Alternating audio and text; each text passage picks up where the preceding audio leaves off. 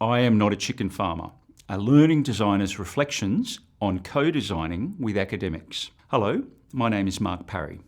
This presentation will take just over 10 minutes. It reflects on the hidden aspects of co-designing with academics and subject matter experts, SMEs, much like the submerged part of an educational technology iceberg.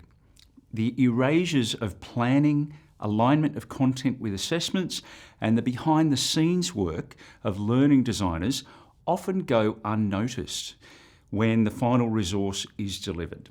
Visibility. Learning design, when done well, is invisible. My career began in 1990 in education, teaching science to high school students. As a teacher, I was central and visible. But when I transitioned to educational resource development in the 90s, my role became more behind the scenes. One of my first SMEs was a chicken farmer. Although my role shifted, I was still central to the production process, collaborating with talented technical and creative teams. These projects earned industry awards, though many are now outdated, relics of the past. Despite the invisibility of learning design in the final resource, the actual job role was respected and visible within the teams I worked with. As one screen designer put it, "We all make you look good." This was a collaborative truth that resonated. I made sure not to take team members for granted. Collaboration. Educational resources are team efforts, with screen designers, illustrators, coders, audio engineers and SMEs all playing vital roles. My job appeals to my curiosity and love of learning. Over the years, I've learned from SMEs across various fields: chefs, hairdressers, lawyers, chicken farmers, firefighters, accountants, anthropologists, scientists, filmmakers, school principals, board members, doctors, each providing expertise that we transformed into educational materials. However, collaboration isn't always smooth. Some SMEs and educational leaders welcome co-design, while others resist it, viewing learning designers as intruders or threats. I've experienced a range of interactions, both cooperative and adversarial. It all comes down to how the role of learning design is perceived. Change. I've evolved from a classroom teacher to a learning designer, working across educational sectors, from teaching kindergarten to postgraduates to corporate. I've worked as a part-time casual, a contract casual, permanent full-time, freelance external contractor, and volunteer. I've worked for about 10 Australian universities as an academic and as professional staff, and also as a freelancer, sometimes concurrently. I like being between worlds. I've contributed to dozens of higher educational research projects, especially media-based dissemination of findings, but I'm not a researcher. I describe myself as a practitioner. Apart from higher education, I've also worked in schools, colleges, government agencies, peak bodies, non-profits, corporate and community organisations. Change is a constant and I love variety. I like being the teacher at the front of the room, but I also like the behind-the-scenes nature of being a learning designer. So this is a visual motif of what it's like being behind the scenes. In the post-pandemic era, the role of learning designers has gained further recognition, especially in higher education and corporate training. However, I've often observed that learning design is often misunderstood, especially in systems where the role is reduced to a technical support function or ignored entirely.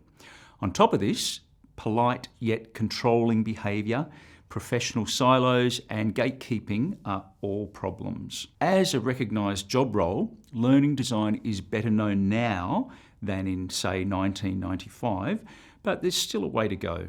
The shadow side of systems.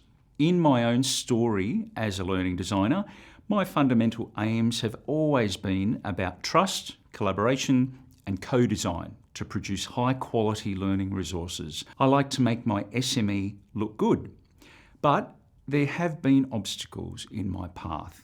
Mostly SMEs, supervisors and other leaders who don't seem to get it. Now, either they don't know any better, which is a problem, or for other reasons make terrible short-sighted decisions, which is also a problem. In well-designed systems, learning designers are acknowledged and supported. But in dysfunctional systems, we're often rendered invisible, treated as IT support or administrative staff. This misunderstanding leads to a lack of collaboration and respect, where SMEs and leaders may resist pedagogical and technical advice or avoid engaging with learning design altogether. Worse still, some of these leaders have had limited professional experience in learning, teaching and education. Now, a bit of an aside about gatekeeping, which is, in everyday language, when somebody controls or limits access to information, resources or opportunities that others need. It's like when one person holds the keys to a door and decides who gets to come in or stay out. This can make things harder for others who want to contribute or move forward. For example, in a workplace, it might be somebody who decides who gets to attend certain meetings or have access to important documents, even though others could benefit from them. It's a way of keeping control over something that could be shared more freely.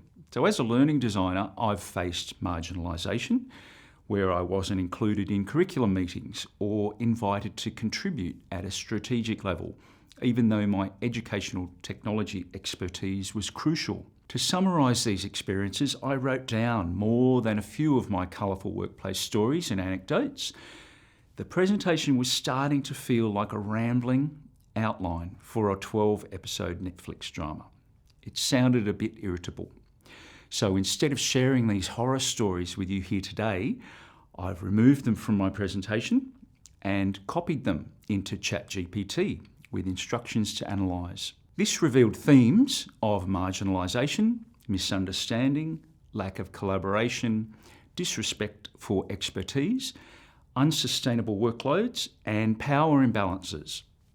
The AI also provided some recommendations: raising awareness of the role, clarifying responsibilities, creating structured collaboration, advocating for representation, and fostering professional development. I've worked with lots of SMEs, both good and bad. I once got into a power struggle in a staff tea room with an English teacher, all because poetry was in her teaching domain and supposedly not in mine. So, here's a poem. The Co-Design Path, with apologies to Robert Frost. In learning's craft, it's crystal clear. No one builds it alone, my dear. A team of pros with wisdom wide, each plays their part with steady pride. The SME, a guiding light, sharpens each lesson to fit just right. From firefighters to surgeons skilled, their expertise our content fills. To slice an onion, thin and sweet, a chef's advice makes it complete. But chickens, friends, I cannot charm. I am not a chicken farmer.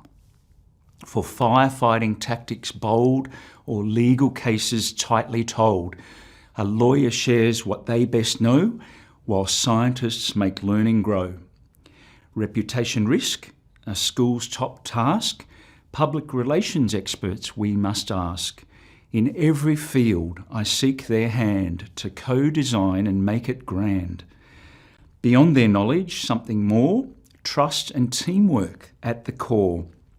Together we create what's best, respect and collaboration, our true test. Conclusion. So, what am I working on right now in terms of learning design? Well, I have a few casual roles happening, collaborating with some very pleasant SMEs. This suits me well. My recent role in facilitating online live sessions for the University of Technology Sydney, UTS, in the Graduate Certificate in Learning Design and its micro-credential equivalent has been very constructivist and profoundly and professionally satisfying and enjoyable. My career is closer to its end than its beginning. Over the past 30 years as an educational resource developer, I've navigated diverse sectors and witnessed the evolving role of learning design. Even those less than optimal experiences have taught me some valuable lessons and provided me with some stories to tell. I'm happy to share these, but not right now. Whether called instructional designer, educational technologist, or learning experience designer, the role remains crucial yet misunderstood. Systems that trust, respect, and recognise learning designers lead to better outcomes for everyone. To close, I'll quote Dr. Norman Swan. Work becomes oppressive when it feels relentless, unrecognised, badly managed, and the system doesn't allow you to do your best. My hope is that this presentation sparks further reflection and action to elevate the role of learning design. So best wishes and farewell. See you in the evaluation phase.